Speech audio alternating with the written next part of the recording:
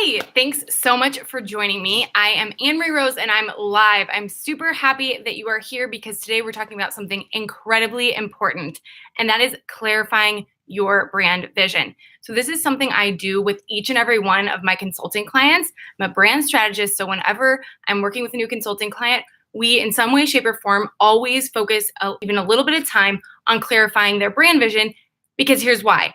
Because I've said this from the very get-go when I started my business, I refuse to help my fellow entrepreneurs build businesses that feel like a prison to run. So if we're in business for ourselves, doesn't it make sense to build a business that we love? Yes. Well, you do that by getting clear on your brand vision. And this doesn't have to be some super daunting task where you need, to spend hours and hours vision boarding and answering thousands of questions. While it does, there are instances where it makes sense to get more crystal clear on certain areas of your brand vision. I think to get to be a really great start, to get yourself on a really great path, all you need to do is know the answer to 4 simple questions, which I'm going to ask you today. And as soon as you answer those questions, you can jot down the answers and then you have them handy. And what you can do is use those answers as a filter for making future brand and business decisions. So once you make these decisions, you answer these 4 questions, it will help you to filter out any, things that pop up over all the overwhelming options that we have today, or, maybe a coach suggests a certain strategy for you. Well, you can run it through a question, does it align with the answers to these 4 questions, to see if it really truly is a fit. So it's going to help you to clear your head on a daily basis, answering these 4 questions. And I want to give you one more disclaimer before we dive into the questions, and that is to avoid this taking you hours on end. I want you to take a minute to listen to your gut when I ask these questions and try to answer them in 4 words or less. So I'm putting these limits on you because I don't want you to overthink this. I know it's really easy to fall into that trap. If you're newer in business, or maybe you're considering pivoting in your business, it can be really easy to get kind of stuck in the needing to come up with a perfect answer or overthinking, when if we just take a pause and listen to our gut and try to simplify the answer as much as possible, we really do know what the answer is, and it will allow us to move forward in an even more powerful way. So that said, try to answer these 4 questions in 4 words or less, and let's get to question number 1. So question number 1, when we're thinking about our brand vision, is what is the problem you solve? Now remember, we're thinking about our vision. So this vision, when we're thinking about your brand vision, I like to give you about a 3 to 5 year time frame. So that tends to be enough time to really build momentum from where you are now, so you can reach a lot of big goals along the way. Really, things can dramatically transform in a 3 to 5 year period of time. And it also gives you a big enough window where you're allowed to let, those dreams come into the mix as well. So it's not something we're doing 6 months from now. It's where you need to, have a clearly mapped out plan, but it's a short enough time window where you need to have some amount of an idea of how you might possibly get there, but you don't have to have all the answers now.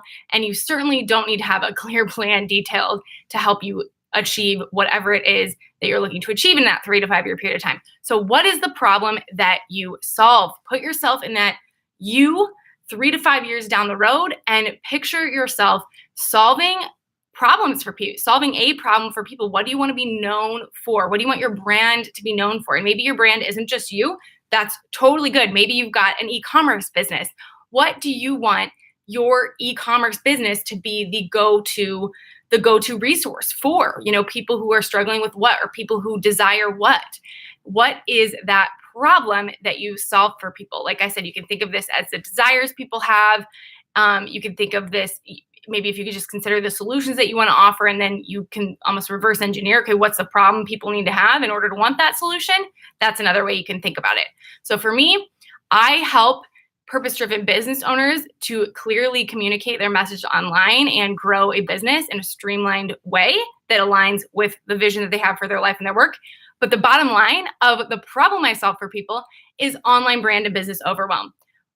That's the problem I solve. So I did that in four words. If it's possible for me to get it down to 4 words, it's possible for you to get it down to 4 words. So with that said, answer this question: what is the problem that you solve? And let's move on to the next question. So question number 2, to clarify your brand vision, is who are the people you serve? So who is it that you want to be working with? Who is it that you want to be? Who is it that has the problems that you want to be solving? That may be a better way to think about it for you, depending on the problem that it is that you solve.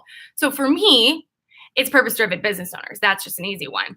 And this is the key thing to keep in mind, is that you don't have to, the words that you use to make it make sense to you don't necessarily need to make sense to everybody else. This is the difference between your brand message and your brand vision. There's a significant difference, because your brand vision just needs to make sense to you. It doesn't necessarily need to make sense to everyone else or your ideal clients and customers. It's just to give you that clarity of where it is you're headed. So purpose-driven business owner, you may take something totally different away from that than what I do. I know for some people, when I say purpose-driven, they maybe think a nonprofit. That's not necessarily what I mean. What I mean is simply a business owner who is in business for more than the money. Not that the money isn't important, but they've got something in this internal fire driving them, and they want to make a dent in the world. That is my ideal. That's the people whose problems I know I'm meant to solve. And so that's a key component of my brand vision. So who is it for you? Who are the people that you want to serve? Another key thing I want you to keep in mind, or something that might be helpful to help you gain clarity around this, is if you were to picture yourself 3 to 5 years down the road, maybe sending an email out to I like to say standing on a stage, speaking to a room full of 1,000 people who would fit into that category of the people that you want to serve. But if that totally freaks you out to picture yourself standing on a stage, then just picture yourself sitting down to write an email to a list of 1,000 people who would fall into that category of the people that you want to serve.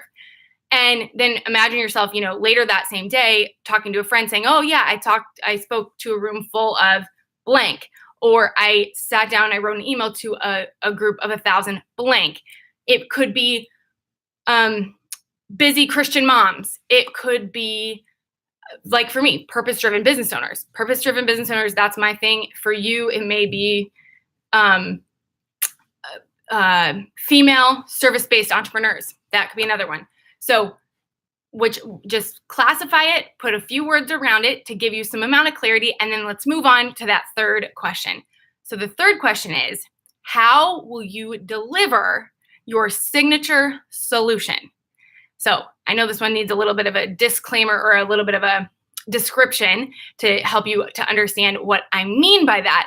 And what that is when you picture yourself or your brand, what your brand is known for 3 to 5 years down the road, how will 80% of people receive the solution that you offer? So maybe it's in the form of a physical product.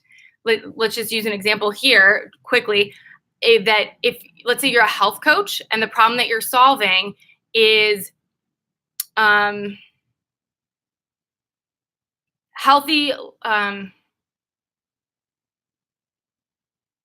I can't think of an example right now, but or weight loss for busy moms, something like that. But you have a journal that helps them to do that.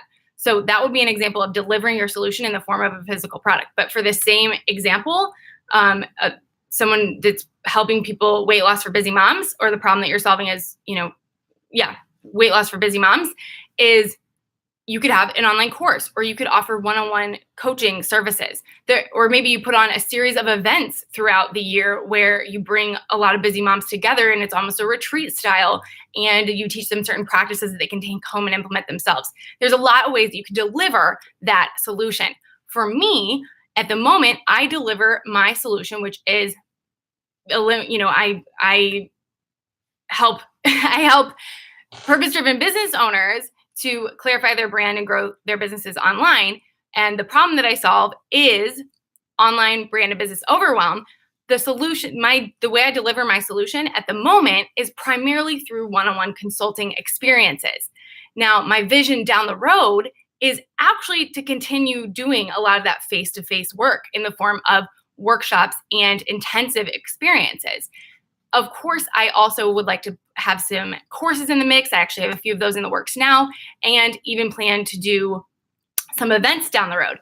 But I do know that likely my vision in 3 to 5 years is still going to involve a lot of that face-to-face time with my clients. And I personally really enjoy that. So that makes sense for me. This is a good time for you to take stock of what it is that you would enjoy. How would you enjoy spending 80% of your time? And maybe it's not you that's delivering the solution 100% of the time. It's something to consider though. So maybe you will have coaches working for you. That's another great thing to consider here. So this one maybe will fit less into a forward frame, but just think of how it is that solution will be delivered. Is it a physical product? Is it a one-on-one service? Is it maybe it's a done for you service where somebody needs help with, say, design. And so you go and you design their website for them. They're not really involved in the process quite as much. That would be what I consider to be a done for you service. There's done for you service. There's done with you services, which is more of like coaching, consulting, where they're along with you for the ride and maybe implementing some of the work. And then there is DIY, which would be like a course. So this is a lot for coaches and consultants, but depending on your type of business, like I said, it may be a physical product, it may be events. There are all sorts of different ways that you can deliver a solution. Maybe it's books. Maybe you want to be an author, speaking gigs, things like that. So consider how you will deliver your solution the majority of the time. How is it that you'll be known for delivering the solution that you're known for delivering? So answer that question. And finally, I want you to consider how it is you will need to be showing up. Now, there are a few subcategories here, but the most important one, in my opinion, and based on the experience that I have working with my clients, I believe the most important thing to consider here is how you personally will need to be showing up in your business to be an accurate reflection of your brand. So if you're a personal brand, maybe that means you're showing up on stages. You're planning your talks with a speaking coach and then showing up on stages and recording a podcast. If that's the major way that you're delivering your solution, that could be how your days look. That's the key thing to consider here is how would your days look if that was the problem you were solving, those are the people that you're serving, and that was how you're delivering your solution. So take a look back at those previous answers and then consider how would I need to show up each day in order to make all these things possible. It doesn't need to be necessarily how you need to show up now, but it's literally what would your day, the majority of your days, look like if this brand vision were to be realized. So consider that. This is another good time to kind of take stock of that solution delivery question because, like I said, I'm adamant about not helping my fellow business owners build businesses that are prisons. So this is a great time for you to do that gut check and see what would actually feel exciting, energizing, uplifting for you personally to spend your time doing each day. So good time to consider that. Then you want to consider just your presence. These are kind of like afterthought things that you can consider. If you do nothing else, just make sure you answer those first 3 questions and then write down a couple quick notes on how you personally would need to show up in order to realize that vision.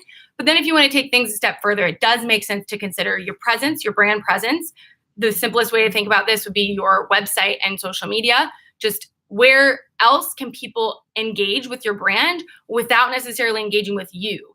Because if we want to get technical about it, I suppose you could technically build a brand if it was just you face-to-face with other people and a Square reader on your phone.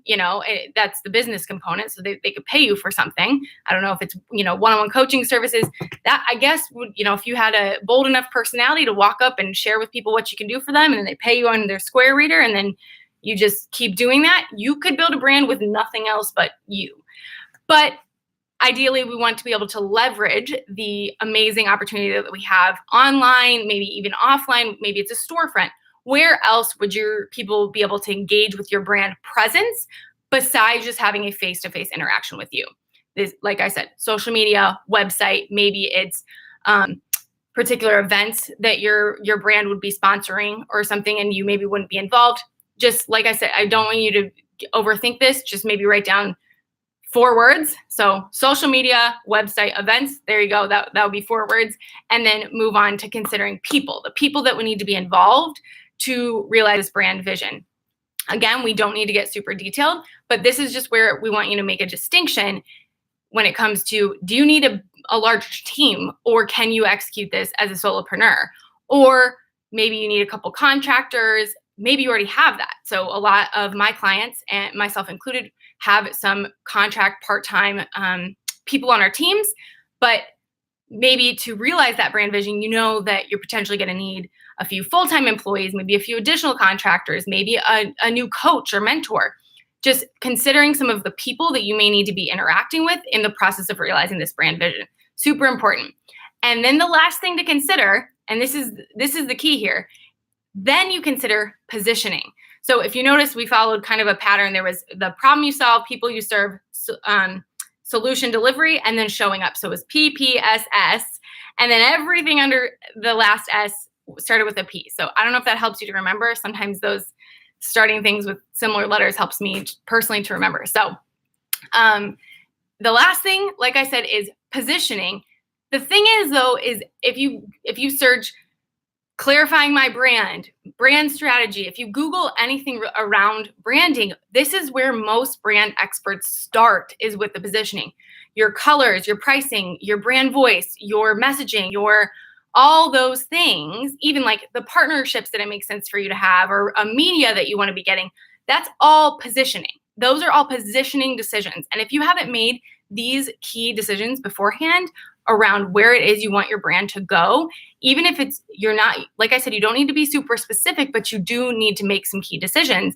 And making those decisions then allows you to align all the positioning with where you want your brand to go, so that the work you do now, the positioning you do now, can serve your brand and business for years to come. And you won't wind up down the road once it takes a long time to build a brand, right? So it takes time for people to start to know you for certain things. And if you focus 100% on the positioning now and then realize all these other things as you continue moving forward, you'll start to be known for something. But as soon as you really build up major momentum, you'll probably your vision will have shifted. So then you end up feeling stuck. And I see this with a ton of my clients. So the one way that you can avoid getting into that stuck state is by clarifying your vision ahead of time. So run through these 4 questions, super simple. Keep your answers super simple. I encourage you not to get stuck in overthinking. Just make the decision now. Put it in a note in your phone so you have it handy, and it'll help you make decisions moving forward related to growing your brand and business online. I hope that was helpful. Hit subscribe, because I'm back here live every single Tuesday with new tips, strategies, and insights to help you build your brand online without the overwhelm. I'll see you back here next Tuesday.